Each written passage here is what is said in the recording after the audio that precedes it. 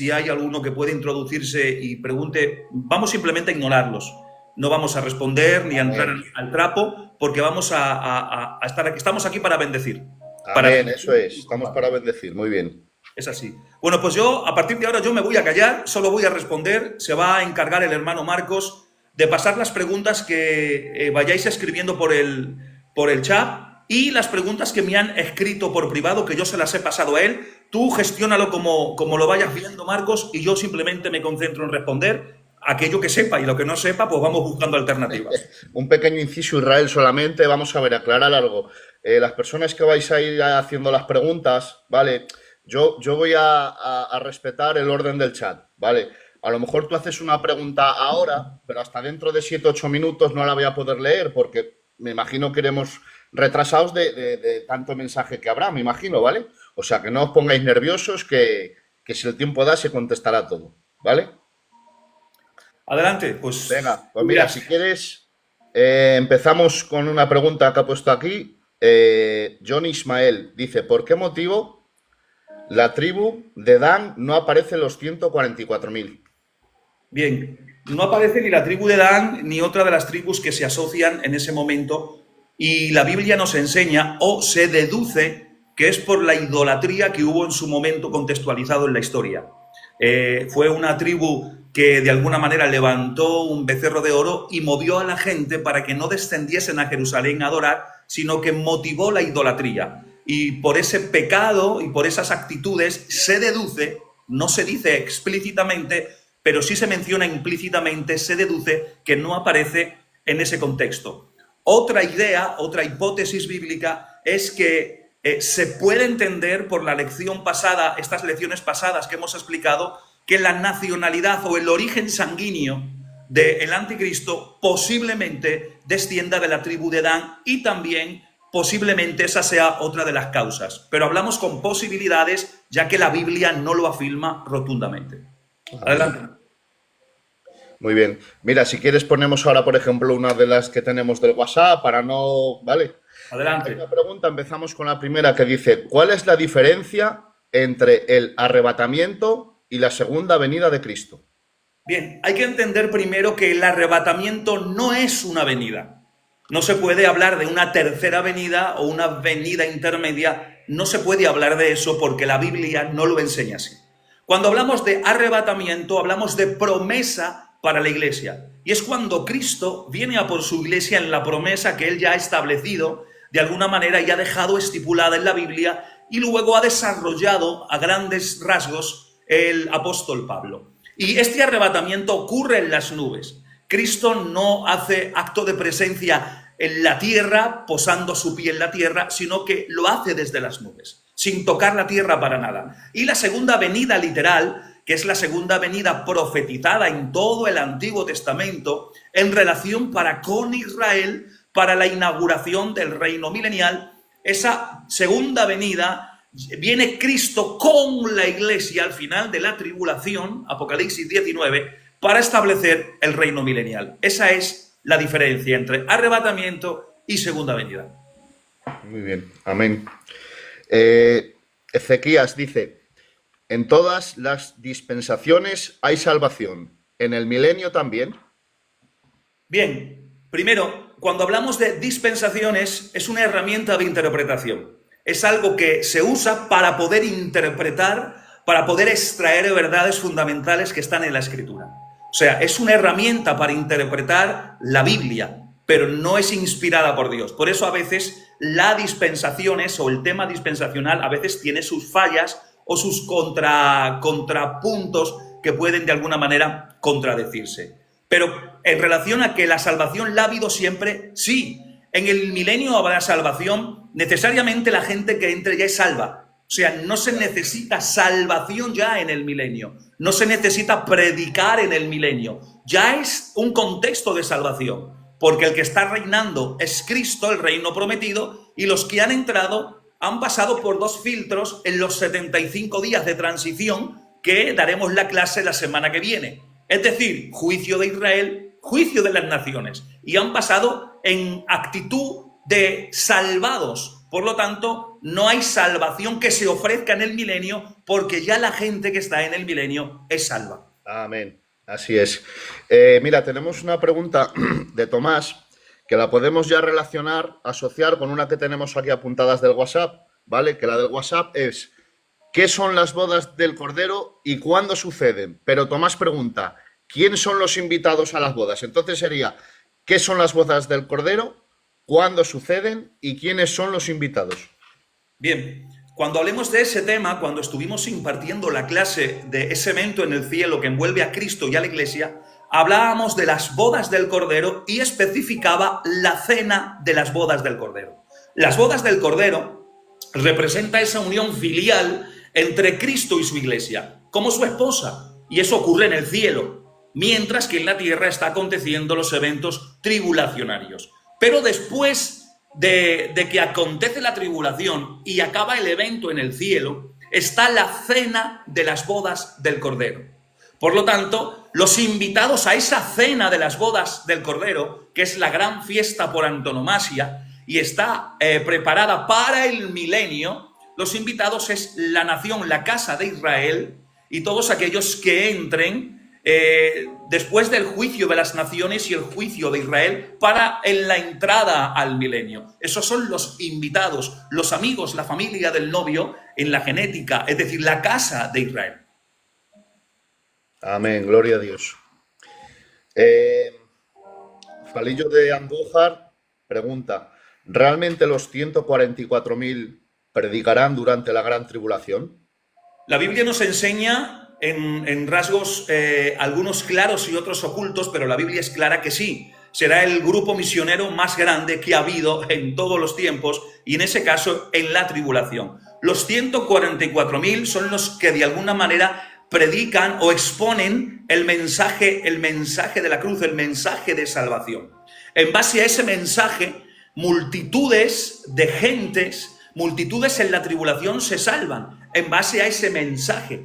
Aún más, las naciones, como estuvimos hablando la semana pasada, las naciones que no estén dentro del compendio del grupo del occidente, del anticristo, presentarán su plataforma, su país, su nación, para que desde ahí se pueda predicar el evangelio o evangelizar de alguna manera para que reciban la sangre de Cristo en salvación, el mensaje de la cruz en Cristo. Amén, gloria a Dios. A ver, vamos con una pregunta interesante de aquí del WhatsApp, ¿vale? Para ir alternando un poquito Israel, que dice: ¿qué ocurrirá con los creyentes después del arrebatamiento? Claro, yo aquí creyentes no sé en qué calidad, en que creo en Dios o en que hago la voluntad de Dios. ¿En qué voluntad está haciendo la pregunta? No sé si me estoy explicando bien. Sí. ¿Qué pregunta es? Es la número 2, que dice: ¿qué ocurrirá con los creyentes después del arrebatamiento? Bueno, cuando hablamos de qué ocurrirá con los creyentes después del arrebatamiento, hay que entender que después del arrebatamiento, los que son creyentes, entiendo por la pregunta, cuando se formuló, entiendo por la pregunta que son los que son arrebatados. Los que son salvados, eso es. Entonces, ¿qué va a acontecer? Pues evidentemente los acontecimientos que hay en el cielo. Primero, la iglesia es presentada en su gloria. Segundo, tribunal de Cristo, que es el tribunal de las recompensas, que no es para condenación, sino para recompensa. Ya son salvos los que están en el cielo. Y tercero, las bodas del Cordero. Es decir, los que son arrebatados, los creyentes que son arrebatados después del arrebatamiento, incluyen en esos eventos que envuelven a Cristo y a la iglesia en la esfera del cielo. Amén. Ya que has mencionado el tribunal de Cristo, hay una pregunta de WhatsApp que dice: ¿qué es el tribunal de Cristo y qué se juzga allí? Ya que lo has mencionado, pues responde esa pregunta. Perfecto, Marcos. Pues el tribunal de Cristo es el juicio de los creyentes que son arrebatados para evaluar las obras que se hacen o la intención que se hace de las obras en esta tierra. Lo que hagas en el cuerpo, sea bueno o sea malo, decía el texto cuando lo estuvimos analizando. Y evidentemente no es un juicio de carácter condenativo, no se va a condenar a nadie que ya esté en el cielo. Es simplemente para evaluar la fidelidad del creyente y recompensar conforme a esa acción. Es decir, recompensar o pérdida de esa recompensa, porque la intención que se ha escondido en la obra que se ha hecho mientras estemos en la tierra no ha sido buena, ha sido una intención quizás egoísta en lo personal y no ha sido para darle la gloria al Señor. Por lo tanto, es un juicio de carácter recompensativo para evaluar la fidelidad o la pérdida de recompensa. Muy bien, gloria a Dios. Johnny Ismael pregunta, ¿quiénes son los 24 ancianos dado que tienen coronas? Apocalipsis 5:8. Bien, los 24 ancianos, hay dos hipótesis o de alguna manera, dos interpretaciones, aunque una se ajusta más por terminología, por análisis gramatical, por simbolismos y por asociación. Se asocia más, una tiene más peso, para mí, a mi modo de entender, tiene más peso, se acerca más a la Biblia que otra. Los 24 ancianos, a mi modo de verlo en la Escritura, representan la iglesia recompensada. Muchos dicen, es que los 24 ancianos son 12 apóstoles y las 12 tribus de Israel, y mencionan 24. Pero es que 24 era el orden sacerdotal, el orden de los cantores también, y representa el ministerio sacerdotal de la iglesia. Por lo tanto, los 24 ancianos representan a la iglesia redimida y a la iglesia recompensada. ¿Por qué? Porque se mencionan corona, y esa palabra corona es la palabra griega estéfanos, que es la corona del vencedor que ha corrido una carrera y ha sido recompensada con la corona de laureles. Por lo tanto, son coronas en ese ámbito, no coronas reales de realeza para ejercer autoridad, sino que son coronas de recompensa. Y el número 24 representa el orden sacerdotal que se incluye en el reino de sacerdotes que representa la iglesia. Por lo tanto, los 24 ancianos representan a los creyentes arrebatados, recompensados en la esfera del cielo. Gloria a Dios. Daniel Isusi pregunta, ¿quién bajó al Edén si Jesús estaba en el sepulcro? Pregunto. ¿Quién bajó? No entiendo la pregunta, Marcos. La estoy leyendo totalmente como está expuesta. ¿Quién bajó al Edén si Jesús estaba en el sepulcro? Si no la entendemos, Daniel Isusi, exponla de otra manera mejor para que pueda entender al hermano, ¿vale? Eso es, expon, porque eso de quién bajó al Edén no lo entiendo. O a lo mejor quieres decir al Hades. A lo mejor quiere decir Hades y no Edén, pero bueno, que lo explique. Pues puede ser. Que la formule otra vez, perdóname. Que la formule otra vez, Daniel Isusi, si nos estás escuchando. Amén. Pasamos a la siguiente. Israel dice, saludos.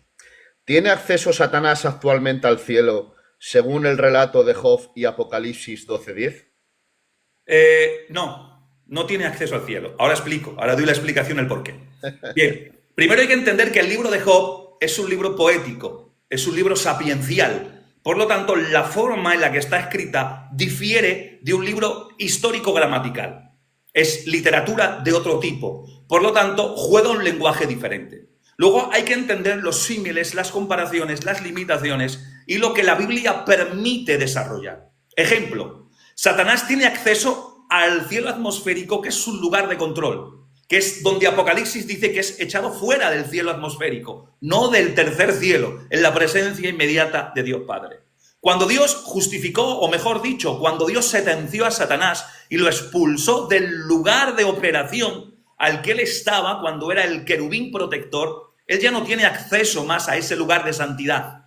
Ahora, él tiene acceso a su lugar de control, este cielo atmosférico que es su gobierno o su lugar de control en sus asuntos diabólicos. Ahora, atención, el lenguaje está escrito para poder entender el libro en la forma sapiencial o en la gramática a como está, que es un libro poético. Entonces, es hermoso en esa forma de escritura, que no hay un parecido en ningún otro libro. Ahora bien, Satanás se presenta ante Dios, cierto, pero desde su propio lugar de autoridad, desde su lugar, desde el cielo atmosférico donde él rige. Segundo, Dios tiene un atributo que es su inmensidad, lo llena todo. No necesariamente se tiene que presentar físicamente en un lugar geográfico delante de la mismísima presencia de Dios para rendirle cuentas. ¿Por qué? Porque el Señor lo sabe todo, lo escucha todo y hace acto de lugar en todo lugar. Por lo tanto, Satanás sube desde su propio lugar a rendirle cuentas. No necesariamente entra al tercer cielo.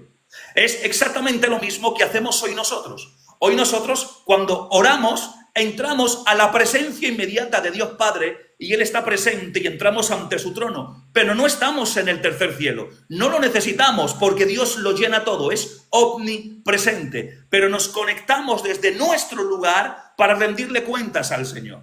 Amén. Por eso Él no tiene acceso, lo hace desde su lugar, solo que el libro de Job está escrito de una manera que hay que entender su forma y su composición. Amén, gloria al Señor. Vamos a hacer un par de preguntas o tres que van un poco relacionadas de las que tenemos de WhatsApp, ¿vale? ¿Qué es la tribulación y cuánto durará?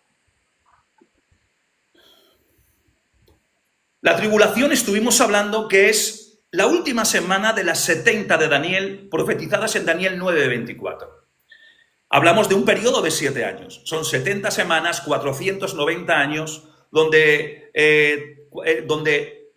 69 semanas se han cumplido y quedan 7 años por cumplirse. Ese periodo de 7 años es conocido como la tribulación.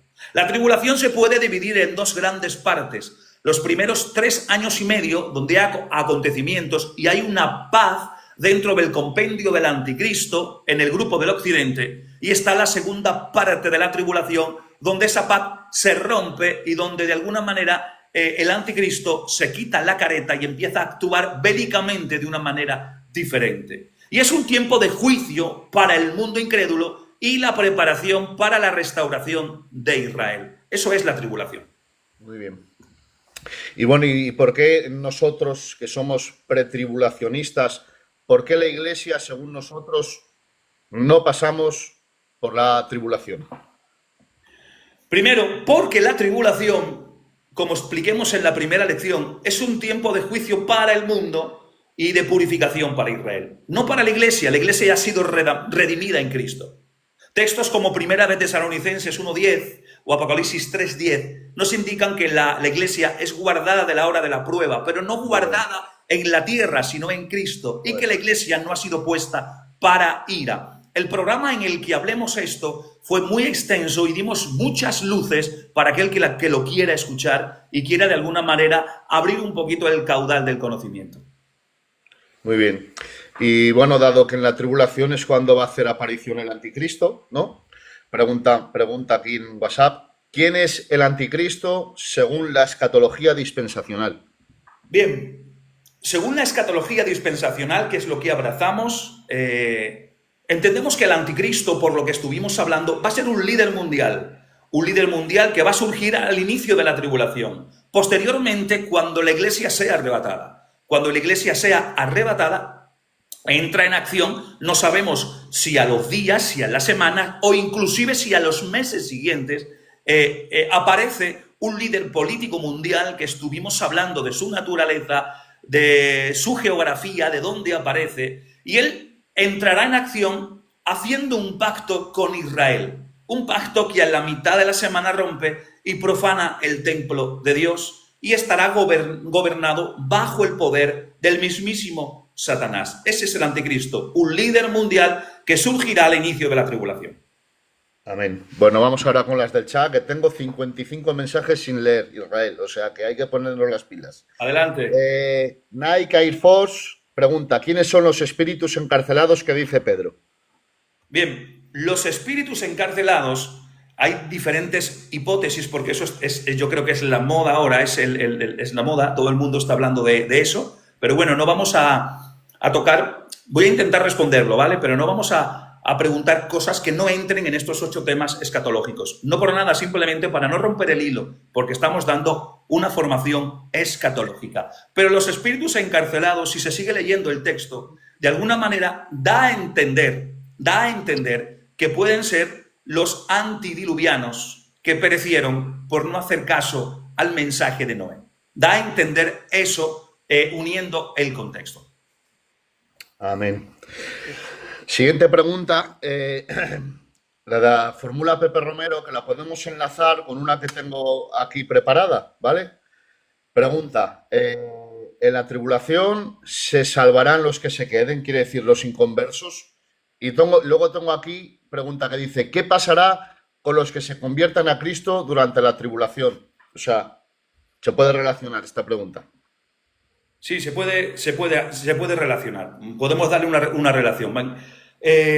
¿Hay salvación en la tribulación? Sí. Si hay inconversos que se queden, ¿tienen opción al mensaje de salvación que se aplicará en la tribulación? Sí. La propia palabra dice que cuando acaba la tribulación ha subido una multitud que ha lavado sus ropas en la sangre del Cordero. Es decir, ha recibido el mensaje predicado, ha recibido a Cristo. Y dice la Biblia y especifica que es una gran multitud, no se cuenta, no se da un número.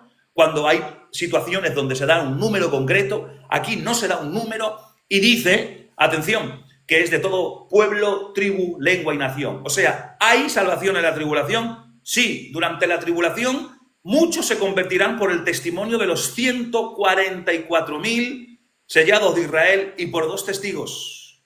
Amén. Pero muchos de ellos serán martirizados por su fe, muchos morirán en la tribulación. Ahora, la pregunta, o mejor dicho, la dificultad está en aquellos que han sido creyentes y por actitudes de rechazo al Evangelio o por endurecer su propio corazón, posiblemente tengan el corazón más endurecido para recibir el mensaje en la tribulación. Pero eso quizás se salga en otra pregunta. Y por ejemplo, hablando de este tema, un inciso solamente, Israel, por ejemplo, en la tribulación o en la gran tribulación, el que se haya convertido a Cristo y muera, en la- Evidentemente, el que haya recibido la salvación en la tribulación es salvo, automáticamente, es salvo. Parte directamente a adherirse a lo que ya está en el cielo y que es salvo, que es la iglesia. gloria a Dios. Amador Bermúdez pregunta, primera de Tesalonicenses 4, 16, 18, habla del arrebatamiento, pero aparece la palabra venida y muchos interpretan que no hay rapto. Vale, ¿tienes Biblia ahí para leerlo? Sí, cojo, un Pues segundo. cógela porque yo me he dejado la Biblia y la tablet en la habitación que estaba la niña llorando. Y yo no tengo Biblia ahora mismo aquí. Pero me lo lee en un momento, sé cuál es el texto, pero quiero que lo lea el hermano para matizar unos textos que hay ahí. Sí.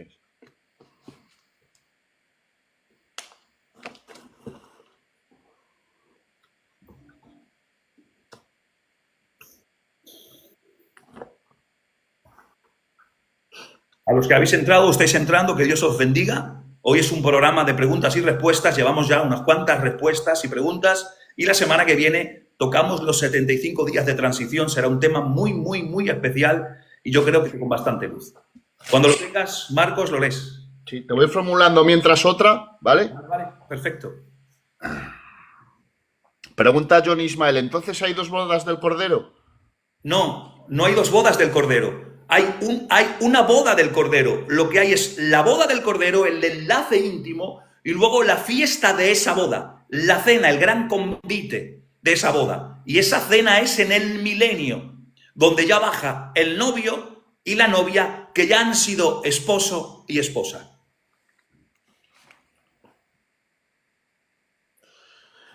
Samuel Salazar pregunta, si un cristiano se aparta y se queda en la gran tribulación, ¿tiene obvio de salvarse? Sí, lo que acabamos de contestar, o sea que esa está contestada. Las bodas durante la gran... Es que escriben muy, muy irregular. Otra pregunta que no entendemos, pasamos a la siguiente. Antes de entrar en el milenio, ¿habrá un periodo de 75 días?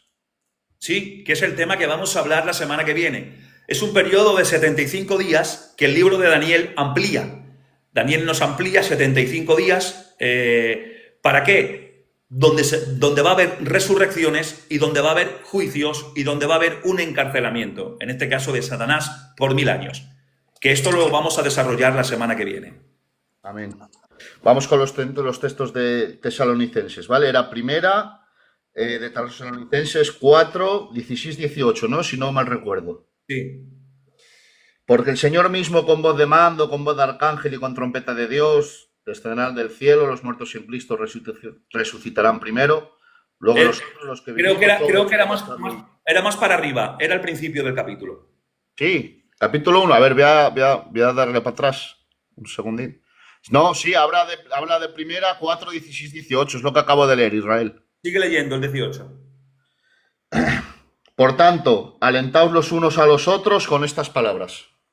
Pues entonces, ahí simplemente está hablando del arrebatamiento. Creo que se ha confundido de texto. Pues sí, Creo que se ha seguramente. confundido un poquito más atrás, donde habla de nuestra reunión con él, la venida del Hijo. Es esa explicación. Cuando ponga el texto, lo analizamos después, Amén. para no perder tiempo. Porque Eh, estoy viendo que están entrando un montón de preguntas. sí, hay muchas. Hay alguna que no entiendo y la paso directamente, que está mal expuesta, ¿vale? Para no perder tiempo. José Mi Jiménez, ¿se puede levantar el anticristo al día siguiente del rapto? Posiblemente se puede levantar, ¿por qué no? La Biblia ni lo dice ni lo omite. No sabemos. Siempre ha tenido Satanás un prototipo del anticristo preparado. Siempre, en todos los tiempos, en todas las épocas. Siempre ha habido un prototipo que reúna las características. Ahora, ¿que puede aparecer al día siguiente? Posiblemente sí, posiblemente no. La Biblia ni lo afirma ni lo contradice. Pero también puede pasar que haya un tiempo de incertidumbre, y en ese tiempo de incertidumbre por los acontecimientos del arrebatamiento y etcétera, etcétera, etcétera, puede hacer acto de presencia. Posiblemente también. O sea, no podemos descartarlo, tampoco podemos afirmarlo, jugamos con posibilidades. Amén. Bueno, Miguel Salazar pregunta, ¿cuántas resurrecciones hay? A ver, la Biblia nos habla de un orden de resurrecciones. Pablo nos menciona ese orden de resurrecciones. Dice, Cristo a las primicias, y asocia las primicias a Cristo. O sea, Cristo es las primicias, es el comandante en jefe. Por eso, de alguna manera, Pablo dice que todos en su debido orden. Y usa una palabra griega, que es una palabra de ejército, es una palabra militar, que es tagmati, que habla de orden de un mismo evento, pero diferentes movimientos en fila. Da el ejemplo, esta palabra griega, da el ejemplo a un desfile militar, donde no salen todos en la misma línea, donde salen por diferentes secciones, aunque es el mismo evento, aunque participan del mismo evento. Por lo tanto, cuando hablamos de diferentes resurrecciones, es en el tiempo y en el contexto. ¿Cómo? Cristo dice, Cristo las primicias, luego la Biblia dice, y los que son de Cristo en su venida, y luego el fin. Y estos, los que son de Cristo en su venida, tienen dos momentos distintos. Habla o se interpreta por medio de la doctrina que Pablo nos enseña, que son arrebatados los muertos en Cristo, que pertenecen a la iglesia en el arrebatamiento, y luego los que son de Cristo en la venida literal, la segunda fase, que es en los 75 días de transición, donde son resucitados los que han muerto en la tribulación, que no han sido sellados, que han recibido el mensaje, que son salvos, y los santos del Antiguo Testamento, que resucitan en los 75 días de transición para entrar al día postrero, del cual Marta dice, yo sé que mi hermano resucitará en el día postrero. Habla de ese día para entrar al milenio, y que la Biblia en el Antiguo Testamento relata, y que la semana que viene vamos a enseñar con la Biblia todo esto, este grupo de resurrecciones. Amén. Bueno, decir que si me estoy pasando alguna pregunta de las personas que estáis preguntando es porque prácticamente ya están respuestas, o sea, ya las ha respondido, ¿vale? No o sea, no la pregunta directamente que habéis hecho, pero los matices que está dando, pues ya están respondidas, ¿vale? Siguiente pregunta, dice, ¿por qué unos piensan que pasamos la mitad de la tribulación? Ellos también se agarran a algunos versículos. A ver, yo no voy a entrar en polémica con nadie que pueda estar escuchando y tenga otra postura acerca del arrebatamiento diferente. Yo no voy a entrar en esa polémica, pero sí voy a dar lo que yo considero que es base bíblica. La Biblia enseña, a mí me enseña, y a muchos que intentamos leerla y estudiarla a lo largo de los años de una manera formativa. Hay textos que apoyan y hay Biblia que apoya que la iglesia es arrebatada antes de la tribulación. Los que se presupone que creen que la Biblia es arrebatada a la mitad de la tribulación, pues es en base a algunos textos muy concretos y de alguna manera interpretados de una manera un poquito forzando la marcha. ¿Cómo? Cuando Pablo habla y dice que a la final trompeta los muertos en Cristo resucitarán primero, y mentalmente unos dicen que esa final trompeta es la séptima tocada en la tribulación. Por eso más o menos coincide con la mitad de la tribulación. Y ellos asocian última trompeta a la última tocada en la tribulación. Pero es que la gran diferencia es que Tesalonicenses dice trompeta de Dios, es decir, es Dios mismo quien toca la trompeta para que el Hijo marche a buscar a su novia, y en la tribulación quien toca las trompetas son ángeles, no es Dios. Por lo tanto, ni es la misma trompeta, ni tiene la misma naturalidad, porque una trompeta es trompeta de juicio y otra trompeta es trompeta de advenimiento para trasladar a la iglesia a la esfera de la eternidad. Amén. Tenemos la pregunta de antes que había hecho Daniel y Susi, que ha puesto: ¿quién bajó al Hades si Jesús estaba en el sepulcro? Me imagino que dice el Hades, ¿no? Eso es. Pues ¿quién bajó al Hades? La he entendido antes, pero quería que la matizara. A ver, voy a intentar responderla por encima porque no es una pregunta escatológica, pero voy a intentar matizar algo. Jesús no bajó al Hades. No bajó a los infiernos. Si Jesús baja a los infiernos, los que están en los infiernos se salvan, porque qué mejor mensajero que Cristo para ofertar. Amén, gloria a Dios. Claro que sí. No bajó a los infiernos. Lo que hay es una malinterpretación de textos que de alguna manera parecen que van conectados, que van unidos, y se da una interpretación creyendo que esos 3 días que Jesús estuvo muerto, adoptamos una teoría católica de que esos 3 días Jesús estuvo haciendo cosas. Pero si creemos eso y sustentamos algo que la Biblia realmente no dice, vamos a romper lo que sí dice. Cristo le dijo al de la cruz, al ladrón: hoy estarás conmigo en el paraíso. Y ese hoy no es un hoy en un tiempo definido distante, sino que es un hoy literal de 24 horas en el contexto hebraico el cual está hablando. Si creemos que estuvo haciendo cosas esos días, rompemos la hermenéutica, la doctrina y lo que Jesús dice literalmente en ese momento. Hoy, es decir, se murió esa tarde a las 3 de la tarde y en ese mismo momento llevó cautiva la cautividad y estuvo con él en el paraíso. Le cambió el nombre al seno de Abraham por paraíso Cristo, por una costumbre legal y judía, que cuando estemos hablando de cristología, entonces matizaré mejor este tema. No quiero salirme de escatología porque es lo que estamos impartiendo. Que Dios os bendiga. Mira, referente a lo que acabas de decir, hay muchas preguntas que me estoy saltando porque no son del tema escatológico, ¿vale? Ahí está. Entonces las estoy pasando porque si no tenemos aquí 30 preguntas todavía del WhatsApp, tenemos 94 mensajes aquí de retraso en el escritorio, o sea que es una locura. Entonces, solamente te voy a pasar una, Israel, porque me parece interesante, ¿vale? Y la he preguntado 2 veces, pues para que le des luz. Dice así: buenas, hermano Israel, ¿puede el hombre acercarse a Dios para salvarse o es Dios quien llega a él? Bien. Bajo la gracia preveniente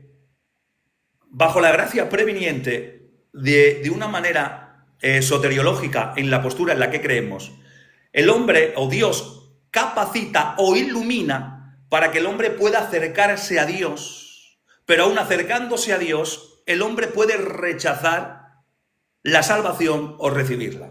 Amén, No sé si claro que sí. que es un tema soteriológico totalmente distinto. Es decir, Dios capacita al hombre, ilumina al hombre con la gracia preveniente para que el hombre en esa capacitación pueda ver la iluminación y pueda recibir o no recibir la oferta de salvación.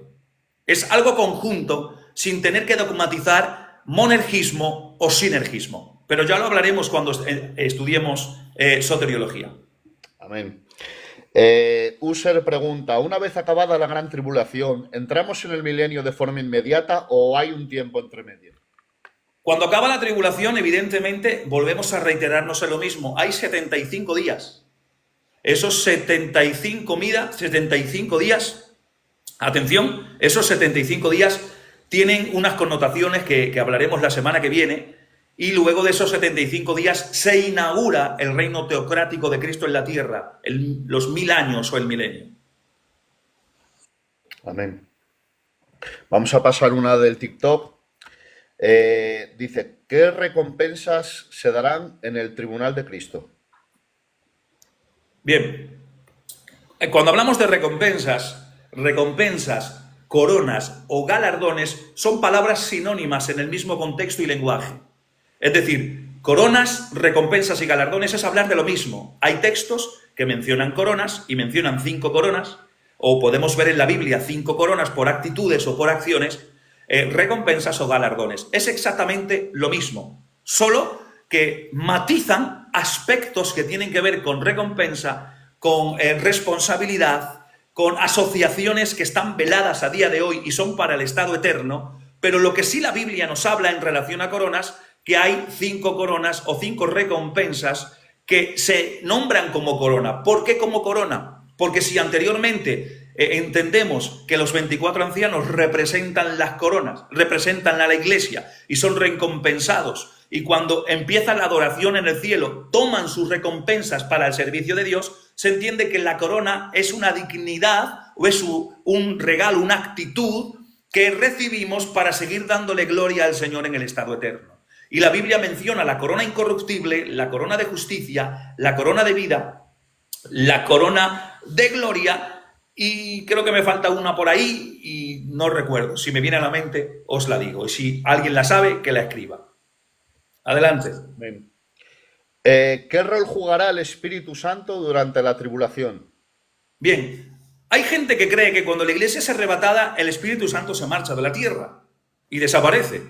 Bueno, eso sería un poquito imposible porque el Espíritu Santo es omnipresente. Primero es eso, el Espíritu Santo es Dios, por lo tanto, en la esencia trinitaria, en la esencia que sustenta el ser trino, tienen los mismos atributos. Por lo tanto, se aplica a la persona del Padre, a la persona del Hijo y a la persona del Espíritu Santo. En este caso, el Espíritu Santo es omnipresente. No puede irse de la tierra. ¿Por qué? Porque es el agente de salvación. Es el agente de salvación. Y hay salvación en la tribulación, por lo tanto, está presente. Aunque el Espíritu Santo ya, de alguna manera, no restringirá el mal como lo hace ahora, no va a restringir el mal como lo hace ahora, pero sí va a seguir obrando en la salvación de las almas, especialmente a través de los 144.000 judíos y de los 2 testigos. Amén. Mariano pregunta, la explicación de unos versículos que te voy a leer porque van relacionados, ¿vale? Que es en segunda de Tesalonicenses, capítulo 2, del 1 al 5. La pericopa dice manifestación del hombre de pecado. ¿Vale, Israel? Dice, pero con respecto a la venida de nuestro Señor Jesucristo y nuestra reunión con Él, os rogamos, hermanos, que no os dejéis mover fácilmente de vuestro modo de pensar, ni os conturbéis, ni por espíritu, ni por palabra, ni por carta, como si fuera nuestra, en el sentido de que el día del Señor está cerca. Nadie se engañe en ninguna manera, porque no vendrá sin que antes venga la apostasía y se manifieste el hombre de pecado, el hijo de perdición, el cual se opone y se levanta contra todo lo que se llama Dios o es objeto de culto, tanto que se sienta en el templo de Dios como Dios, haciéndose pasar por Dios. Vale, aquí la dificultad o la confusión, mejor confusión que dificultad, porque dificultad no hay ninguna. La confusión es, lee al principio. Lee la primera parte. Dice, pero con respecto a la venida de nuestro Señor Jesucristo y nuestra reunión con Él. Espera ahí. Vale. La venida de nuestro Señor Jesucristo y nuestra reunión con Él. Evidentemente ahí está hablando de arrebatamiento de la iglesia. Más adelante menciona el día del Señor. Sigue leyendo, la venida del Señor, día del Señor. Os rogamos, hermanos, que no os dejéis morir fácilmente de vuestro modo de pensar, ni os conturbéis, ni por la palabra, ni nada. Sí, dice, en el sentido de que el día del Señor está cerca. ¿Y ahora qué sigue diciendo? Nadie os engañe en ninguna manera, porque no vendrá sin que antes venga la apostasía y se manifieste el hombre de pecado, el hijo de perdición. Vale, el día del Señor está hablando en relación a la tribulación, y no va a venir el día del Señor, que es a partir del arrebatamiento. Después empieza con la tribulación hasta el final de los tiempos, o mejor dicho, hasta el milenio, por decirlo así. Hay diferentes posturas, pero sí empieza el día del Señor, empieza después del arrebatamiento. Claro, y ese día del Señor, es decir, el arrebatamiento no va a empezar sin que antes se manifieste el hombre del pecado, el anticristo. Muy bien, claro. O sea, la confusión está en que ahí está hablando del día del Señor, que gramaticalmente, teológicamente, doctrinalmente, escatológicamente, está hablando de eventos que acontecen después del arrebatamiento, y el día de Jesucristo, lea al principio, para que no nos confundamos. Al principio, pero con respecto a la venida de nuestro Señor Jesucristo. ahí está. Y nuestra reunión con Él va asociado en el lenguaje griego. Es decir, está hablando de nuestra reunión el día del Señor Jesucristo, nuestra reunión con Él. Habla del arrebatamiento. Y luego está hablando de la venida del día del Señor en relación a los eventos tribulacionarios que no se van a manifestar sin que antes se manifieste el anticristo. O sea, no hay confusión. Mejor dicho, no hay dificultad, hay confusión. Muy bien. Miguel González pregunta, ¿la palabra habla de rapto secreto? Me imagino a que si dice que si está escrito en la Biblia. A ver, la palabra rapto, si pudiésemos quitarla del vocabulario, estaría mucho mejor. La verdad es que sí. Porque la palabra rapto, sí, porque no es el contexto, no es la palabra correcta por la que se traduce. Habla de arrebatamiento, literalmente. Arrebatar, pero el arrebatar en el sentido de algo que es mío. Algo que es mío y antes de que venga a ser probado o quemado, es arrebatado al lugar de quien es el propietario. La palabra rapto habla de llevarse a alguien a la fuerza y a nosotros, a la iglesia, no se lleva a la fuerza. Amén. O sea que la Biblia menciona ese contexto, lo menciona Cristo ya y lo menciona Pablo ya. Hay gente que dice que esta doctrina o que esta idea es gestionada en el siglo XIX, a mediados, a finales, por Margaret, una señora, bueno, etcétera, etcétera, etcétera. Vale, que hayan desarrollado, que hayan cogido textos y a veces textos equivocados, posiblemente también estén en lo correcto. Pero que es mencionado antes por Pablo, que hace una diferencia entre nosotros, mencionándose él con la iglesia, y vosotros, habla de la nación de Israel para la segunda venida literal, también es mencionada. Y también se enseñaba al principio con los padres apostólicos. Luego se fue deteriorando. ¿Por qué? Porque se usaron textos que eran de la segunda venida y se aplicaban para el arrebatamiento y perdía fuerza la enseñanza. Y por eso, de alguna manera, cogió más fuerza la enseñanza de los tribulacionistas y que no hablaba de un arrebatamiento secreto. Pero eso todo es historia del pasado. Tenemos que creer que la Biblia nos enseña lo que la Biblia es clara. Claro que sí, muy bien. Menos mal que traes luz, Israel. Vamos con la siguiente. Tomás, ¿quién son los que están debajo del trono y esperan venganza por parte de Dios? Son los mártires del capítulo 5, del sello quinto, que se menciona en el Apocalipsis, y son personas que han muerto en la tribulación. Están reivindicando un juicio. Pero hay la palabra venganza y este contexto, como que en el cielo se tiene venganza, etcétera, etcétera, etcétera. Son expresiones, es decir, son matices que en el lenguaje original tienen una connotación diferente o apuntan a otra manera diferente, que ya lo desarrollaremos con la pizarra, como hemos hecho todo este tiempo, y analizando esas palabras para que se pueda ver. Pero son gente que ha muerto, mártires que han muerto en la tribulación. Amén. Ya que has mencionado la palabra sello, tenemos aquí una pregunta de WhatsApp que dice, ¿qué son los sellos, trompetas y copas en Apocalipsis?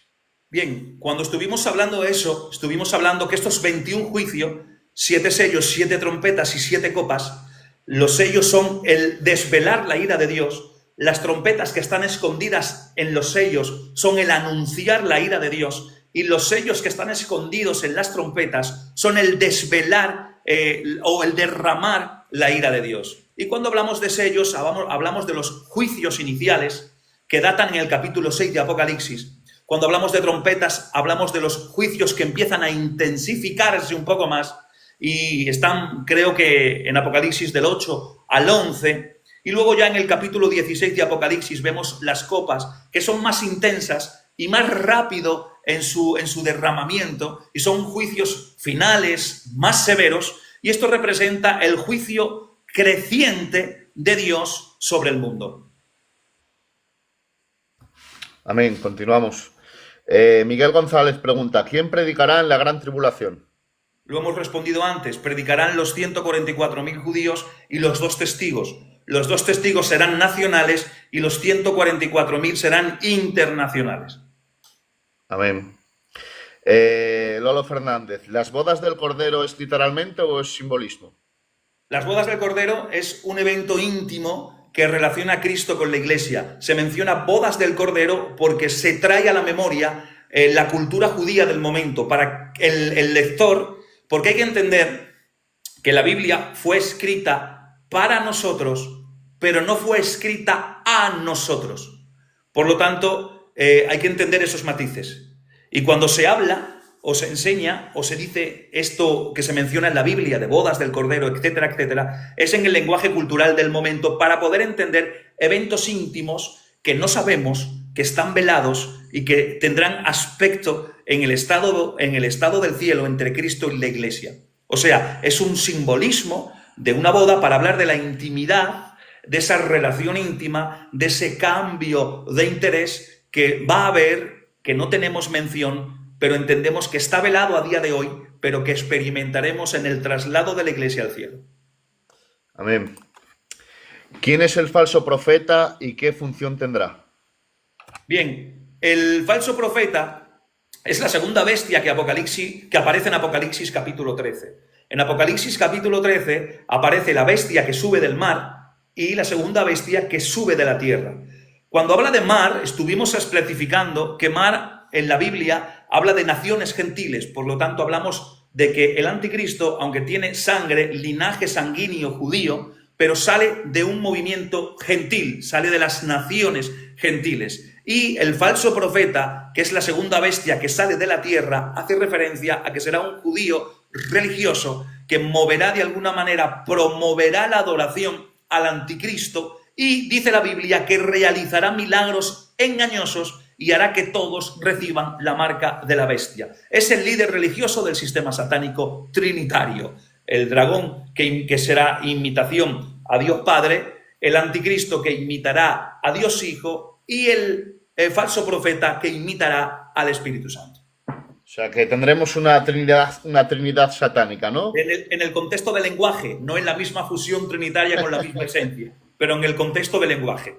Amén. Ya que has mencionado la marca de la bestia, explícanos qué es la marca de la bestia y qué implicaciones tiene. Bien, para todos los que no han visto los programas que están grabados en YouTube, que hemos subido de las clases que están en el perfil mío del TikTok, hablemos y dimos mucho material del 666, suposiciones, evidentemente, hipótesis, pero dimos mucho material. Y esa marca que la Biblia menciona en la mano derecha o en la frente, va a permitir comprar y vender durante el tiempo tribulacionario, en el contexto del grupo del Occidente, que será capitaneado o gobernado por el anticristo, que lo hablemos prácticamente la semana pasada. O sea, que aceptarla va a implicar adorar al anticristo y trae condenación eterna, como dice realmente Apocalipsis capítulo 14. Amén. Miguel Salazar dice, los que se salvan en la tribulación, si la iglesia está en el cielo, ¿en qué resurrección entra? A ver, la Biblia no lo dice. Como la Biblia no lo dice, podemos darle a la imaginación o usar hipótesis, o podemos jugar un poco con las posibilidades, ¿vale? Los que se salvan en la tribulación, o bien, evidentemente, los que mueren en la tribulación, como se menciona en el sello número 5, ya están las almas de los mártires en la presencia inmediata de Dios Padre en el cielo. Podemos darle una interpretación, podemos jugar con hipótesis, con posibilidades. Se adhieren directamente al cielo, es decir, vienen directamente y se adhieren con cuerpo de gloria ya a la composición de la iglesia. Eso es lo más viable, lo más lógico, porque en el estado eterno no hay diferentes pueblos ni naciones, sino que será un solo pueblo, una sola nación llamada Iglesia, la novia de Cristo, la esposa de Cristo. Por lo tanto, podemos jugar con la posibilidad de quien muere directamente se adhiere al cuerpo de Cristo, a la Iglesia con cuerpo de gloria, o podemos decir que en la resurrección, mejor dicho, que en la resurrección los que mueren en la tribulación resucitan en los 75 días de transición, que es lo que la Biblia realmente nos enseña. Los que mueren en la tribulación resucitan en los 75 días de transición para entrar al milenio. Amén. Nada pregunta. ¿Esas personas que aceptan a Cristo pero no se santifican serán salvas? Eso ya es cuestión de semántica en el sentido de la palabra. Quien recibe a Jesús es salvo. Lo recibe como Señor y Salvador. Luego está el proceso de santificación progresiva. Cuando hablamos de santificación, aunque esta es una pregunta soteriológica, pero bueno, vamos a explicarla porque es necesario. En la escala de la santificación hay 3 niveles, 3 pasos o 3 posiciones que van de menor a mayor. La santificación inicial, la santificación progresiva o experimental y la santificación final o la glorificación. Cuando uno recibe a Cristo, se coloca en la santificación posicional. Estamos posicionados en Cristo. Somos salvos, pero todavía está fuerte el deseo concupisciente, el deseo de pecado en nosotros. Porque eso, de alguna manera, se anestesia por la comunión, por el andar en el Espíritu, en el segundo nivel o fase, que es la santificación progresiva. O sea, pecas menos. El poder tiene menos influencia sobre tus concupiscencias y vives más enteramente para Cristo, más en santificación. La palabra santidad o santificación, atención, significa apartado para Cristo, dedicado para Él. Por lo tanto, el que más se santifica, pues más comunión con Dios tiene y más participa quizás de su bendición o de aspectos que tienen que ver con esa relación personal. Pero mientras uno no viva en una vida de pecado, uno no apostate de la fe, uno no se retraiga en lo que ha creído, automáticamente la salvación la ha recibido, evidentemente. Pero vamos a apartar estas preguntas porque, Marcos, perdemos tiempo y hay muchas, porque estoy viendo, no las puedo leer todas, pero sí estoy viendo un montón de preguntas. Vale, vamos con alguna del WhatsApp. ¿Qué pasará al final de la tribulación? Pues evidentemente, final de la tribulación podemos remarcarlo en el capítulo 19 de Apocalipsis, como hablemos la semana pasada, que es la batalla final del Armagedón. Cristo va a regresar visiblemente, con poder, con gloria, sus ropas teñidas en sangre. No es su sangre la que ya derramó en la primera venida, en la cruz del Calvario, es la sangre de sus enemigos. Es un aspecto simbólico de que ha vencido y ha pisado el lagar de la ira, del furor de Dios Todopoderoso. Y viene junto con sus santos, la iglesia viene detrás de él. Nosotros venimos con él ya para establecernos con él en el reino milenial, pero dice que vienen con vestidos de lino limpio y resplandeciente. A nosotros no nos salpica ninguna gota de sangre en simbolismo de batalla, porque nosotros no peleamos nuestras batallas, Cristo las pelea por nosotros. O sea, cuando Él venga en el final de la tribulación, batalla del Armagedón, va a derrotar al anticristo, va a derrotar al falso profeta, a las naciones que se aunan a Él en el valle de Megido o Armagedón. ¿Para qué? Para ser aniquilados y dar comienzo, luego de los 75 días, al reino milenial en la tierra. Amén. Ya que has mencionado naciones y Armagedón, ¿qué naciones son las que participarán en la batalla de Armagedón? Es una pregunta que sale aquí, ¿vale? Vale, las naciones son las que mencionemos la semana pasada, si alguno quiere ver la lección que está grabada en YouTube. Hablemos sobre el grupo del occidente, que es la vieja Europa con la extensión de Estados Unidos, como la coalición occidental. Hablemos del reino del norte. El reino del norte, mencionemos porciones arábicas del norte, de Rusia. Estuvimos hablando que menciona la Biblia a Irak, a Irán, a Turquía en la literalidad. Hablemos del reino del sur, que menciona específicamente la Biblia a Egipto y a potencias del norte de África. Y luego hablemos los que están más allá del río Éufrates y mencionábamos a lo que ya intuimos, Japón, la India, China y también un aspecto oriental de Rusia, porque Rusia tendrá 2 momentos adictivos en guerra, en el reino del norte y en el reino del oriente, porque hay una porción que pertenece al oriente más allá del Éufrates. Muy bien. A ver, un hermano que es que le ha repetido muchas veces la pregunta, ¿vale? No sé si vendría acorde, pero bueno, la vamos a pasar. Dice que es Andrés de Málaga y empieza con amigo Israel, a lo mejor te conoce, no lo sé. Dice, ¿en la eternidad hay naciones que comen de un árbol para vivir? A ver, aquí cuando lleguemos al tema del milenio va a ser muy interesante, porque vamos a romper algún cliché, algún condicionante. Hay que entender que el libro del Apocalipsis no está ordenado cronológicamente, no está en la totalidad, ordenado cronológicamente. Hay aspectos regresivos. Es una forma de quiasmo en la literatura hebrea, es una forma de conteo regresivo. Es decir, ¿se acuerdan en el Génesis que se menciona los 6 días de la creación y se incluye al hombre? Y luego sigue hablando el siguiente capítulo y vuelve a retroceder para desarrollar la creación del hombre y de la mujer? Pues en la misma estructura está el libro de Apocalipsis. Hay aspectos donde se menciona simplemente el milenio, Apocalipsis capítulo 20, milenio, a rasgos generales. No se menciona aspectos del milenio, pero luego en los siguientes capítulos, en el 21 y en el 22, además de hablar del estado ya eterno, se mencionan aspectos regresivos del milenio que no se mencionan.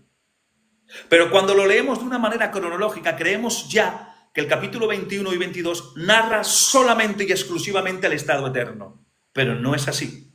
Cuando habla de naciones en el estado eterno, supuestamente, y que toman del árbol de la vida, no está hablando del estado eterno, está trayendo otra vez a memoria aspectos del milenio que no han sido desarrollados. Pero voy a dejar puntos suspensivos porque hasta que no entremos al milenio, en el tema del milenio, no lo voy a desarrollar. Vale. Pregunta de WhatsApp. ¿Cuál debe ser la actitud del creyente ante estas verdades escatológicas? Pues evidentemente esto ya es aplicativo para los que estamos aquí. Ante todo esto que hemos estado exponiendo todo este tiempo, creo que uno debe vivir en santidad, en esperanza y en compromiso con el Evangelio. Y empezar a evangelizar a los perdidos, a la familia, enseñar de Cristo y vivir a Cristo para que nuestra actitud simplemente esté vivir en paz. Mira, el otro día habéis visto el apagón. Bueno, el teléfono pues no podía sonar porque no tenía cobertura ni línea, pero al día siguiente me llamó mucha gente, igual que a mí a otras personas. Y había mucha gente inquieta, mucha gente nerviosa, con un simple apagón. Que teníamos comida, ya sea de una manera o de otra, había comida, teníamos un techo, teníamos un coche, aunque con poquita gasolina, pero no había nadie que nos persiguiera, nadie que nos matara, nadie que nos tirara de la casa, simplemente se fue la luz. Y estuvimos como 10 o 12 horas sin luz. Y hay mucha gente que empezó a tener un nerviosismo excesivo. Eso es porque no tienen una seguridad en Cristo, o porque quizás no están viviendo una vida clara y transparente en el Señor. ¿Cuál es la actitud que el creyente tiene que tener ante todas estas verdades escatológicas? Que la mayoría de ellas no son para nosotros, sino que son para los que aquí se queden y para la nación de Israel. Simplemente vivir con santidad, con esperanza, con compromiso, evangelizar y con tranquilidad de que Cristo ha prometido venir a por su iglesia. Amén. Quizás le hayas respondido ya a esta pregunta, pero a lo mejor como estoy pendiente de los mensajes y tal, pero bueno, la formulo. Pablo pregunta, ¿cuándo va a ser la guerra de Armagedón y la de Gog y Magos? Bien, lo mencionemos la semana pasada. Te invito a que veas la lección grabada de la semana pasada, que expliquemos todo esto con lujo de detalles. La guerra de Gog y Magog, a ver, el nombre de Gog y Magog aparece 2 veces y hay una confusión. Habla sobre el reino del norte y se menciona a Gog, príncipe de Mesec y Tubal, a Gog en tierra de Magog. Magog es la tierra, Gog es el príncipe. Y se menciona como el rey del norte con todas las naciones aliadas que tendrán su conflicto a lo largo de la tribulación. Empiezan ya con una diplomacia en contra del gobierno del anticristo, del grupo del occidente, e invaden Israel aliándose con el reino del sur a la mitad de la tribulación. Y empiezan a invadir y es destruido por Dios de una manera milagrosa en los altos del Golán, al norte de Israel. Y luego vuelve a aparecer esa palabra, genéricamente hablando, Gog y Magog, en la última rebelión después del milenio, cuando Satanás es suelto. Pero esa palabra es genérica, es para hablar de la cantidad de gente que viene a hacer guerra contra Jesucristo y sus santos. Amén, esa es la diferencia. Gog y Magog en sí, cuando aparecen en Ezequiel 38 y 39, aparecen que es una guerra que va a haber en la tribulación, a lo largo de la tribulación. Y la batalla del Armagedón es la batalla final que cumple y culmina los 7 años de la tribulación. En Apocalipsis capítulo 19 desciende Cristo y lucha en esa batalla final llamada Armagedón. Amén. Ramón Vargas pregunta, primeramente te saluda y Dios te bendiga, hermano Israel. ¿Morará el Espíritu Santo en el tiempo de la tribulación? Morará en la tribulación, evidentemente, igual que en el Antiguo Testamento. Descenderá, sellará a sus sellados y será agente de regeneración o agente de salvación, pero no de la morada. ¿Por qué? Porque la morada del Espíritu, ser templo del Espíritu, ser morada del Espíritu, es una administración exclusiva, un ministerio exclusivo que tiene con la iglesia en este tiempo. Cuando la iglesia sea arrebatada, esas funciones de sello, morada, plenitud, que tienen que ver con la iglesia, cesan. Esos ministerios del Espíritu se acaban, terminan, porque la iglesia ha sido arrebatada. Por lo tanto, ¿está el Espíritu Santo en la tierra? Sí, porque es Dios y es omnipresente. ¿Será el agente de salvación? Sí. ¿Habrá actitud de morar eventualmente o termitentemente sobre algunos aspectos? Sí, pero ya no serán templo del Espíritu Santo, ni serán morada del Espíritu Santo, porque es exclusivo de la iglesia. Amén, gloria a Dios. Antes creo que has mencionado algo de Pablo, pero te formulo la pregunta igualmente. ¿Cómo se relaciona el arrebatamiento con el misterio revelado a Pablo en el Nuevo Testamento? Vale, es una pregunta interesante, ¿vale? Interesante, porque el arrebatamiento es parte del misterio. Amén. El arrebatamiento es parte del misterio que fue oculto en otras épocas, pero que fue revelado por el apóstol Pablo en Apocalipsis, si no me confundo, Primera de Corintios capítulo 15 y Efesios capítulo 3.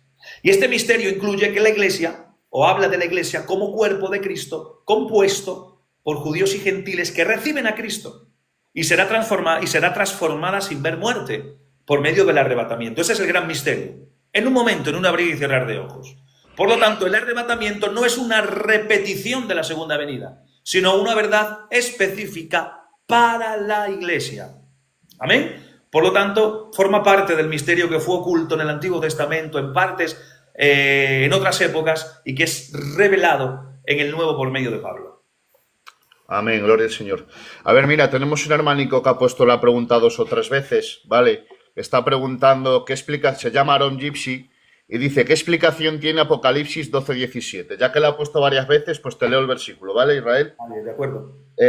Apocalipsis 12:17, lo tengo aquí, dice, entonces el dragón se llenó de ira contra la mujer y se fue a hacer guerra contra el resto de la descendencia de ella, los que guardan los mandamientos de Dios y tienen el testimonio de Jesucristo. Bien, Apocalipsis 12...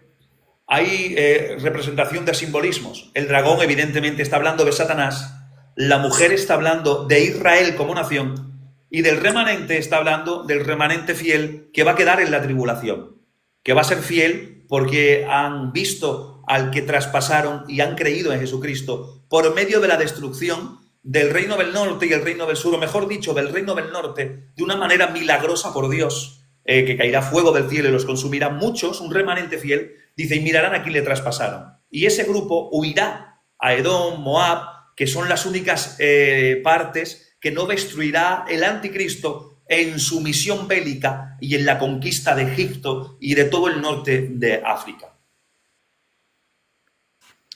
Amén. Siguiente pregunta. ¿Cuál es el propósito escatológico de la tribulación desde una perspectiva dispensacional? Traduce, Israel. El que ha preguntado esto sabe muy bien lo que ha preguntado. Sí, pero tradúcelo para que lo entendamos los que están y yo también. Vale, el propósito escatológico de la tribulación desde una perspectiva dispensacional es cuál es el propósito de la tribulación, viéndolo dispensacionalmente, como lo estamos estudiando nosotros, de una manera dispensacional, en las dispensaciones. ¿Cómo se ve el propósito de la tribulación o cuál es el motivo de la tribulación desde esa óptica, desde el sistema dispensacional? Esa sería un poquito más clara la respuesta. Bueno, desde esta perspectiva, que es la que estamos narrando, la que estamos desarrollando, la tribulación, que es la 70ª semana, la semana 70, cumple 3 propósitos, según este sistema. Si no quiero mal recordar, cumple el propósito, el primero, juzgar al mundo incrédulo. Porque la tribulación va a juzgar al mundo incrédulo, como vemos desde el capítulo 6 de Apocalipsis hasta el capítulo 18, donde ya la iglesia no aparece, donde hasta el capítulo 5 aparece y luego ya desaparece hasta el capítulo 19. O sea, en ese crochet del capítulo 6 al capítulo 18 se ve un juicio intensificativo que cae sobre el mundo. Pero un segundo propósito, desde la perspectiva dispensacional, es purificar a Israel y llevarlo al arrepentimiento, como dice Zacarías capítulo 13 y Daniel capítulo 12.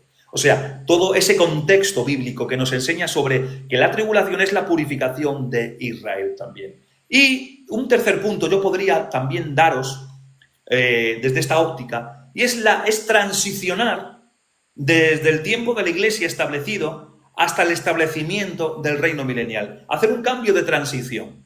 O sea, que la Iglesia no tiene parte en este periodo de tribulación porque no está destinada para ira, como dice Primera de Tesalonicenses 5:9. Por lo tanto, es exclusivo para Israel y para el mundo incrédulo que no ha recibido a Cristo.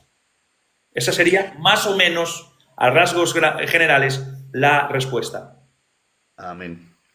Juan Vicente pregunta, ¿qué relación tendrá la Iglesia con los vivos del milenio si nosotros tenemos cuerpo glorificado? Muy buena pregunta. Sí, señor. Aún no estamos en milenio, pero sí vamos a responderla. No voy a ser malo en esta noche. Bien, la relación va a ser de administración que está velado a día de hoy. Evidentemente, la Iglesia, nosotros, ya nos contamos nosotros con cuerpos de gloria, estamos en la Jerusalén celestial que estará suspendida en el aire, que en otros rasgos dice que será la luz del mundo, la luz de las naciones, en ese momento, y que vendrán a la luz de ella. Y los vivos que entren todavía con cuerpo de carne tendrán su interactuación en la tierra bajo el reinado de Cristo en el reino milenial. Pero nosotros que estamos en el ambiente celestial o en la esfera de los aires, también tendremos asociaciones e interactuaremos con ellos, porque la Biblia menciona que los discípulos serán los príncipes o los jueces o los príncipes o los señores de las 12 tribus. Por lo tanto, habla de conexión, habla de interactuación, porque no somos espíritus, no somos invisibles. Tendremos un cuerpo glorificado, tangible, pero que estará adaptado para vivir en la esfera del cielo y que no tendrá limitación gravitacional, limitación material como el cuerpo humano tiene. Habrá interactuación, pero cada uno en su estado, cada uno en su posición y cada uno en la recompensa que ya ha recibido conforme al juicio de galardones en relación con la Iglesia. Amén. ¿Qué relación hay entre el tribunal de Cristo y la mayordomía del creyente? Pues evidentemente está el compendio de toda ella. Cuando hablamos de mayordomía del creyente, hablamos de nuestras funciones dentro de la Iglesia a día de hoy. Los dones, talentos, responsabilidades, funciones que el Señor nos ha entregado a nosotros y que estamos trabajando para el mismo Señor en la misma obra en esta tierra. Y el tribunal de Cristo es el momento exacto donde se va a evaluar esa fidelidad que cada creyente ha tenido en su servicio, es decir, en su mayordomía, cómo ha usado los dones, qué obediencia ha tenido. No se va a juzgar el pecado, porque ya fue tratado en la cruz el pecado, pero sí el grado de recompensa va a estar basado en la mayordomía, en la obediencia, en cómo he usado los dones, cuál ha sido la intención de mis obras en esta tierra. Esas obras que han sido hechas con motivos incorrectos van a ser quemadas, y las obras que hemos hecho con motivos correctos simplemente van a darnos responsabilidad, van a darnos galardones, recompensas, coronas, para darle la gloria a Él, para trabajar en la esfera de la eternidad, que estarán también asociadas al reino milenial, lo que acabo de responder, que no sabemos cómo y de qué manera, pero sí están entrelazadas en ese momento. Pero la salvación evidentemente permanece, aunque haya parte que no reciba la recompensa. Claro que está asociado a la mayordomía. Amén. Israel, ¿cómo entendemos o cómo se entiende el día del Señor en relación al arrebatamiento y la tribulación? Bueno, pues aquí está, esto se asocia a la pregunta que hablábamos antes de la diferencia entre el día de Jesucristo y nuestra reunión con Él y el día del Señor, que no acontecerá sin que antes venga o se revele el misterio de la iniquidad. Aquí está, se entiende el día del Señor, es un término profético que se menciona también en el Antiguo Testamento. Y si en el Antiguo Testamento no se menciona el arrebatamiento, porque eso es algo que estaba oculto, que era un misterio oculto, entonces cuando se hablaba del día del Señor, se hablaba de los eventos de juicio y luego de bendición que están en un contexto escatológico y que empiezan después del arrebatamiento, que abarcan la tribulación, la segunda venida y el reino milenial, como dice Joel capítulo 2. El arrebatamiento es anterior al día del Señor, aún más, e incluso lo anuncia, pero no es parte de él. Amén. ¿Cuál es la naturaleza del anticristo y cómo se relaciona con la tipología bíblica? Bien, cuando hablamos de la naturaleza del anticristo y cómo se puede relacionar con la tipología bíblica, entendemos que el anticristo es una figura escatológica literal. No podemos hablar de algo abstracto, sino que tenemos que hablar de algo concreto, de un personaje literal. Pero también es tipificada en figuras como Antíoco Epífanes, como Nabucodonosor, como Faraón. Puede haber tipología en ellos, prototipos, tipología. Pero entendemos que el anticristo, cuando realmente sea el anticristo anunciado y matizado en la escritura, será un personaje literal. Él será el cumplimiento literal de Segunda de Tesalonicenses capítulo 2, versículos del 3 al 17. Y concretamente de Apocalipsis capítulo 13.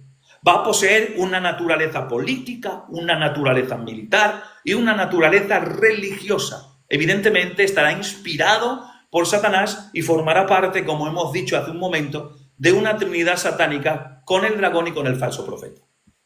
Amén. ¿Cómo armoniza la escatología dispensacional la continuidad de Israel con la existencia de la Iglesia? Traduce la pregunta primero. Te la repito. Sí, repítemela para poder organizarla en la mente. ¿Cómo armoniza la escatología dispensacional la continuidad de Israel con la existencia de la Iglesia? Bien, la pregunta, por lo que estoy viendo, es de WhatsApp. Sí, la pregunta hace referencia a la división que hay entre Israel y la Iglesia, que no es lo mismo. Es decir, la continuidad de Israel, pero existiendo la Iglesia independientemente. Es decir, no forman parte del mismo pueblo o de la misma constitución. Hay quien dice y cree que la Iglesia es el Israel espiritual de Dios, es la continuidad de Israel. Aquí la pregunta es cómo se entiende esa división que creemos de una manera en la dispensación, donde se menciona esa separación. Bueno, pues simplemente el dispensacionalismo, esta herramienta de interpretación, enseña una distinción que la Biblia matiza en muchos textos de la Escritura entre Israel y la Iglesia. La Iglesia es, por decirlo así, podamos entendernos, un paréntesis en el plan redentor de Dios con Israel. Desde la semana 69, que se cumple con la muerte del Mesías y posteriormente su resurrección, hasta el inicio de la tribulación. En ese tiempo, el reloj profético de Dios para con Israel de las 70 semanas se ha parado. Se paró en la semana 69, faltan 7 años, que es la tribulación. Y en ese tiempo no ha habido esa interactuación, ha habido un paréntesis y se ha intercalado la Iglesia en un plano espiritual, con promesas espirituales. Israel tiene promesas terrenales, nacionales, la Iglesia son promesas espirituales. O sea que durante la tribulación, Dios empieza a retomar su trato con la nación de Israel, cumpliendo así las promesas que Él le ha prometido en el Antiguo Testamento, sin anular, atención, sin anular las promesas celestiales que han sido hechas para la Iglesia. Son compatibles conforme a Jeremías 31 y a Romanos, si no recuerdo mal, capítulo 11. Muy bien, Israel. Aaron Gypsy pregunta de nuevo, ¿dónde pone que estaremos 7 años celebrando las bodas y luego bajamos? La Biblia no dice, medimos los acontecimientos que acontecen en el cielo por la duración de la tribulación. Sí sabemos que la tribulación dura 7 años, la última semana de Daniel.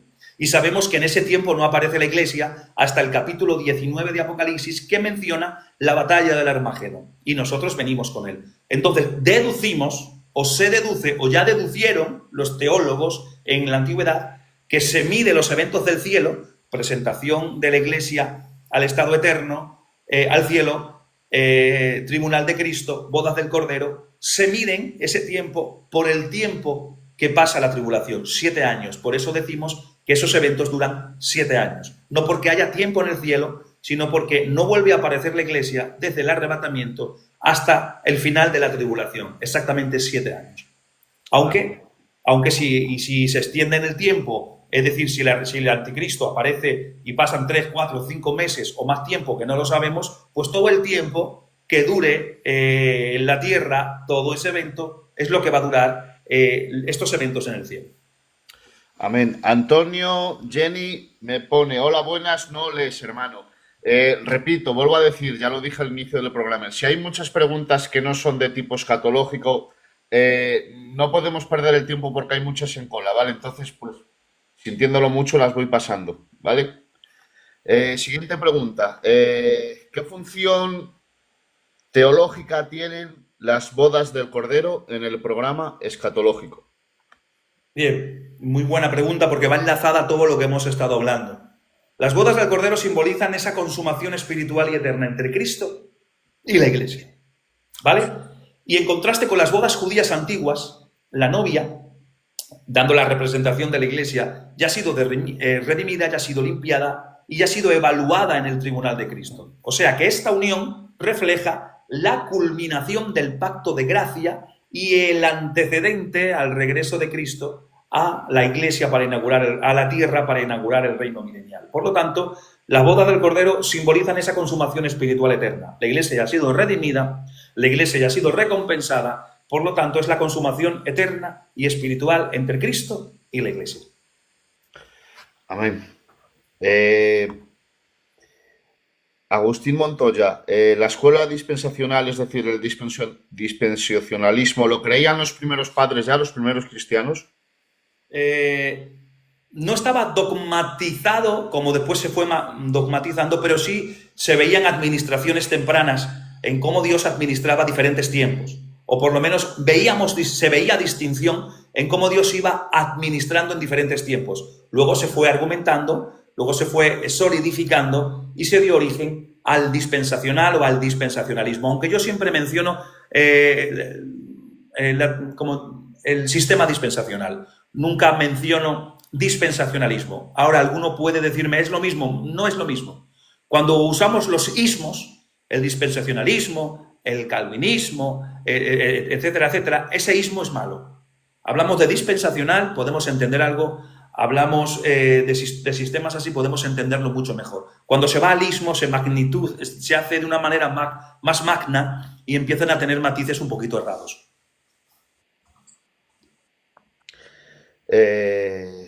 Vamos con una del WhatsApp. ¿Qué argumentos bíblicos refutan una interpretación simbólica del anticristo y del periodo de tribulación? Vale, se ha entendido, ¿no? Decía, ¿qué argumentos bíblicos refutan una interpretación simbólica del anticristo y del sí. periodo de tribulación? Tradúcela un poco mejor. Vale, la pregunta, por lo que entiendo en la pregunta, hace referencia a que qué argumentos o qué nos enseña la Biblia para aclararnos o cómo se puede interpretar para entender que la Biblia habla del anticristo como una persona literal y no simbólica. Creo que la pregunta va por ahí. Bien, pues cuando hablamos de esto, podemos responder que el dispensacionalismo sostiene se adapta o se acuesta el dispensacionalismo, he dicho que ismo no se dice, pero para poder tener un lenguaje coloquial, se acuesta sobre una hermenéutica literal, gramatical, histórica. O sea, es la forma de interpretar la hermenéutica literal, gramatical, histórica. Literal de Apocalipsis 3, de Segunda de Tesalonicenses capítulo 2 y de Daniel capítulo 7. O sea, se usa la interpretación o la hermenéutica literal, gramatical, histórica. Y presenta al anticristo como una persona específica, no como un simbolismo de aspectos, sino como una persona específica y no un sistema. Ahora, aún más, Jesús, él mismo, cuando Jesús habla del futuro, dice abominador, y menciona esa palabra como un individuo, no como un sistema. En Mateo capítulo 24, creo que es el versículo 14 o 15, si no mal recuerdo.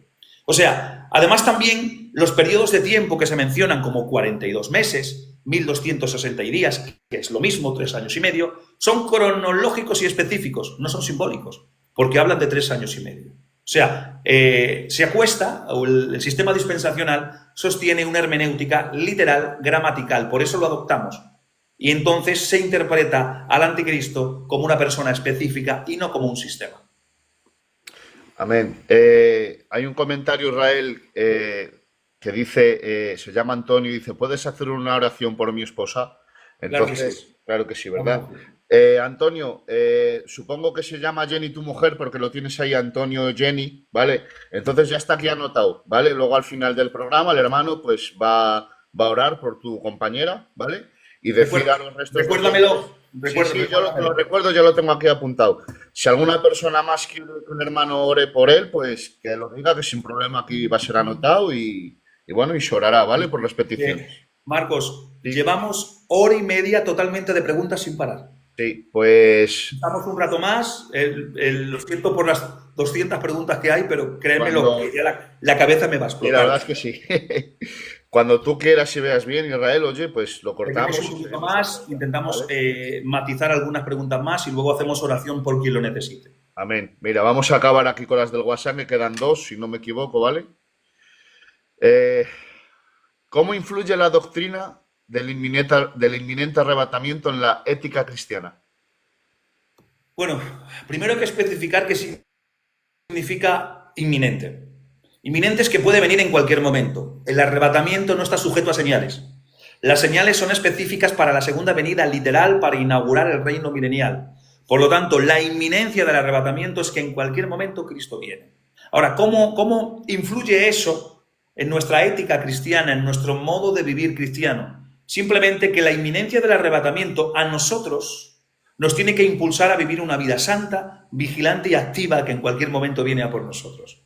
Saber que Cristo puede venir en cualquier momento tiene que motivarnos a vivir con un propósito, a evitar el pecado, evidentemente, a evangelizar con urgencia y a servir fielmente a Cristo. Eso es como puede influir en nosotros la venida inminente del arrebatamiento. Amén. Te voy a hacer dos preguntas, te las voy a enlazar, ¿vale? Unas de WhatsApp y otras de aquí del escritorio de TikTok.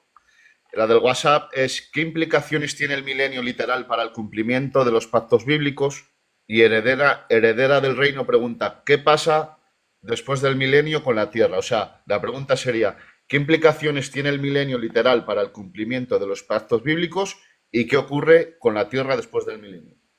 Bien, pues en el escenario escatológico necesario en relación con el milenio, es necesario el cumplimiento final de tres grandes pactos incondicionales que Dios tiene en el proyecto o que Dios tiene en el trato con la nación de Israel, que es el pacto abrámico, el pacto davídico y el nuevo pacto. El pacto abrámico habla de una tierra y una nación perpetua que se cumplen en el milenio en la totalidad. Nunca va a estar Israel en su conquista terrenal, geográfica, como estará en el milenio. Se cumplirá el pacto abrámico. También se cumplirá el pacto davídico en su extensión, la promesa del Rey eterno en el trono descendiente de David. Se cumple en Cristo. Cristo cumple también ese pacto davídico en el milenio. Y luego el nuevo pacto, que es la restauración espiritual y nacional de Israel conforme a Jeremías 31. Y estos pactos no se cumplen plenamente en la era de la Iglesia, no se están cumpliendo ahora plenamente, ni tampoco se van a cumplir en el cielo, sino que es un reino terrenal literal de 1000 años, gobernado por Cristo desde Jerusalén y donde tendrán la mayor expresión y cumplimiento de estos pactos con la nación de Israel en el reino milenial, que es lo prometido en el Antiguo Testamento. Por eso, un inciso, por eso, en su primera venida no entendían por qué venía montado en un pollino, por qué venía a morir en la cruz, por qué venía a ser el siervo sufriente. No unaban las profecías porque entendían y querían que viniese el príncipe en el caballo blanco para inaugurar el reino milenial porque estaban subyugados por el imperio romano. Por eso no entendían, no cauzaban las dos vertientes de las profecías mesiánicas, el Mesías sufriente y el Mesías rey. Amén. Pablo pregunta, ¿cuándo se celebran esas guerras? Me imagino que son las que has mencionado antes, de Goz y Magog, ¿puede ser? En la tribulación se menciona la guerra del reino del norte que se aúna con el reino de luz, con el reino del sur, forman alianza para conquistar Israel.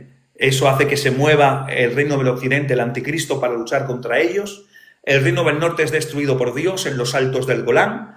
El reino del sur, Egipto, es destruido por el anticristo. Y luego los reyes del oriente se unen, de alguna manera quieren quitarle ese poder al anticristo de la conquista por el sur de Egipto, o el norte de Egipto, o el norte de África, y luego de una manera satánica, influenciada, se unen diplomáticamente para luchar contra el Señor en la batalla del Armagedón al final de los 7 años de la tribulación. Eh, Cuando dices cielo nuevo, tierra nueva, ¿el cielo será en la tierra? Cuando se habla de cielos nuevos y tierra nueva son palabras que hablan de restauración, no de un inicio nuevo. La palabra griega ahí no es algo nuevo, sino algo restaurado, reformado.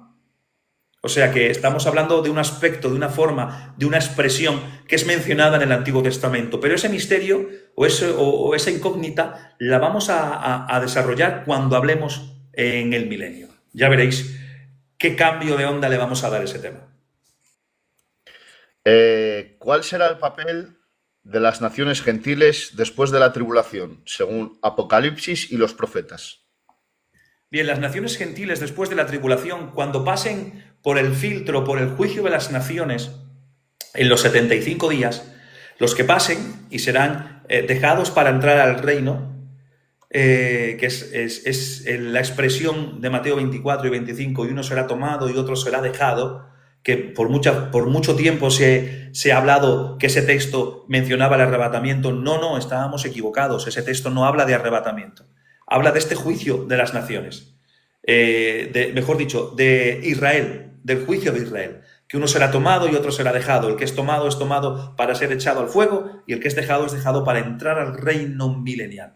Y las naciones gentiles son aquellos que, en base al mensaje predicado en la tribulación, manifiesten obras dignas de arrepentimiento. ¿Y cuáles son esas obras dignas o esas obras que nacen en base a creer y a recibir la salvación y el Evangelio? Pues el texto que también menciona Mateo 24 y 25, porque estuve en la cárcel y me vinisteis a ver, porque tuve sed y me disteis agua, estuve desnudo y me vististeis, son aspectos que serán juzgados en el juicio de las naciones. Y cuando las naciones entren, van a tener su hegemonía, van a tener su vida social, van a estar dentro del gobierno milenial de Cristo y van a interactuar conforme Dios ya haya estipulado, Cristo haya estipulado, que la Biblia no nos dice. Por lo tanto, no podemos decir lo que la Biblia no dice. Podemos aproximarnos, podemos dar posibilidades, pero no podemos decir nada de que la Biblia por lo menos no nos enseñe. Eso está velado para ese momento. Muy bien. Aarón pregunta, ¿es lo mismo gran tribulación que la ira de Dios? A ver, la ira de Dios, dependiendo del contexto, como tú uses esa frase. Ira de Dios se ve en muchos tiempos, en muchos pasajes. Hay pasajes que son escatológicos, que son tribulacionarios, y la ira de Dios hace referencia a los juicios que se derraman en la tribulación. Gran tribulación se menciona a que se magnifica los juicios de Dios o la ira de Dios en la segunda mitad de la tribulación o 3 años y medio finales. Amén. A ver, te voy a pasar una pregunta, Israel, que ya la has respondido antes, pero a lo mejor es una persona que ha entrado un poco más tarde y la ha repetido varias veces, ¿vale? Entonces, le despejamos la duda. Chistes y risas pregunta, ¿habrá salvos en la gran tribulación? Si es así, ¿cómo sería? Sí, habrá salvos en la tribulación porque recibirán el mensaje predicado. Hay una multitud, dice la Biblia, que sube de la tribulación, una multitud que ha lavado sus ropas en la sangre del Cordero, ha recibido el mensaje de la cruz, el mensaje de Cristo. Y dice la Biblia que serán de todo pueblo, tribu, lengua y nación, o sea que hay una multitud muy grande en las naciones. Aunque parece inverosímil, aunque parece mentira por los juicios y por la gente que muere en la tribulación, pero va a haber así todo, va a haber una multitud muy grande que se salve. O por lo menos eso es lo que la Biblia nos deja entrever. Muy bien. A ver, estoy mirando el chat y ahora las preguntas son casi todas ya muy repetidas. Las del WhatsApp también he saltado algunas porque están también asociadas a las del chat. Entonces, si quieres, Israel, pues vamos terminando, que ya llevas hora y media larga hablando y estarás reventadico, sin beber una gotica de agua ni nada. Tengo aquí un cacao mental, tantas respuestas. No sé si alguna la he respuesto mal, no lo sé, porque no doy. Mira, vamos a pasar esta última, que creo que es una pregunta interesante, ¿vale? Mariano dice, en Mateo 24, del 29 al 31, o sea, capítulo 24, versículos del 29 al 31, explica su venida. Dice, ¿quién son los elegidos? Vale, ¿puedes leer el texto, por favor, para que la Vamos a gente se ello. entere de a lo que se refiere y Vamos no a hacer ello. ninguna hipótesis rara? Mateo 24, del 29 al 31. Vamos a ello. Eh, eh, eh, eh, eh, eh. Sí, mira, la pericopa arriba dice, la venida del Hijo del Hombre. Amén. Leemos los dos versículos. Dice, inmediatamente después de la tribulación de aquellos días, el sol se oscurecerá y la luna no dará su resplandor, y las estrellas caerán del cielo, y las potencias de los cielos serán conmovidas.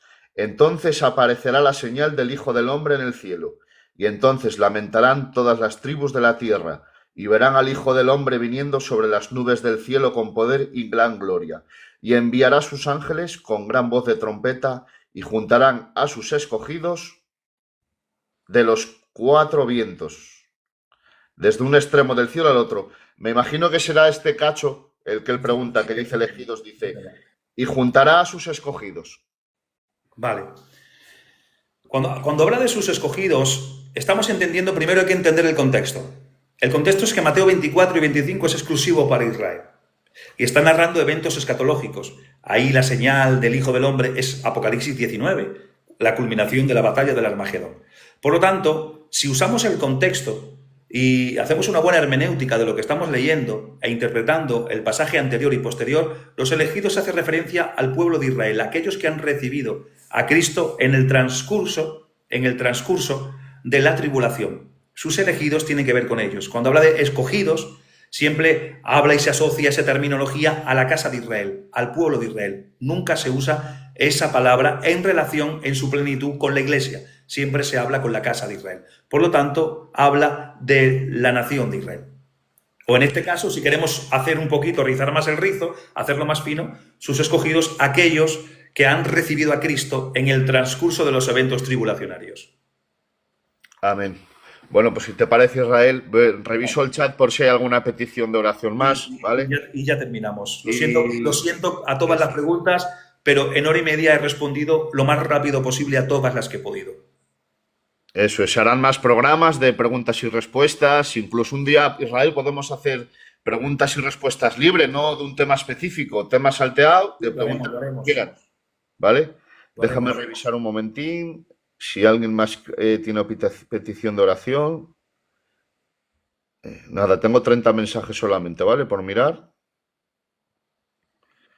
Sí, Rafa, le estoy respondiendo a este sí. El próximo viernes seguimos con el tema 9, los 75 días de transición. Y vamos a disfrutar en ese tema que es, además, hay aclaraciones bíblicas muy importantes.